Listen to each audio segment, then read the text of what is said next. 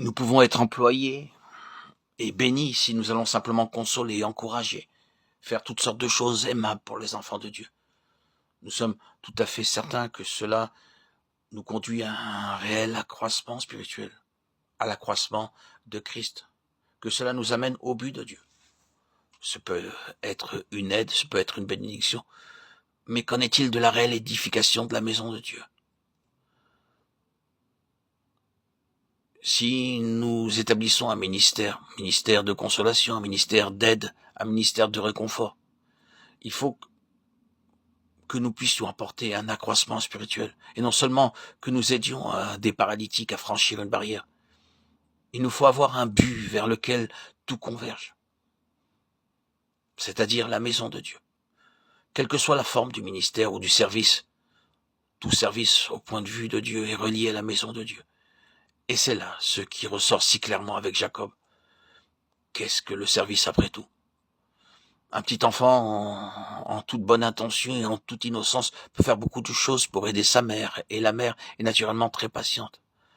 La mère ne punit pas l'enfant. Elle sait très bien que son enfant a de bons désirs et voudrait réellement l'aider.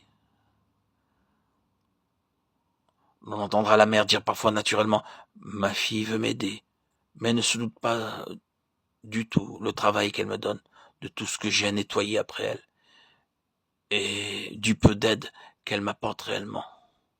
On pourrait dire pauvre mère. Cela est pardonnable aux enfants. Mais lorsque nous considérons sérieusement la question du service, comment le comprenons-nous? Nous dirons certainement que le service, en vérité, en réalité, est ce qui accomplit le but que nous avons en vue. Et nous approuverons tous ceux qui contribuent dans ce sens. Maintenant, nous aidons réellement. Maintenant, nous arriverons à quelque chose. Qu'est-ce que Dieu a en vue? Sur quoi son cœur est-il fixé? C'est son Église. Le Seigneur Jésus a aimé l'Église et s'est donné pour elle. C'est pourquoi il faut citer le passage qui concernera Rachel. C'est le réel service que celui qui édifie l'Église. Oui, l'Église est son corps. Et le réel service pour Dieu est celui qui contribue à édifier l'Église. Et qui assure la pensée tout entière de Dieu dans l'Église. C'est le vrai service pour Dieu. Non pas laissant et une autre chose sans relation, bien que bonne et belle et aimable, mais qui n'atteignent jamais réellement le but de Dieu, qui ne servent pas réellement le dessein de son cœur.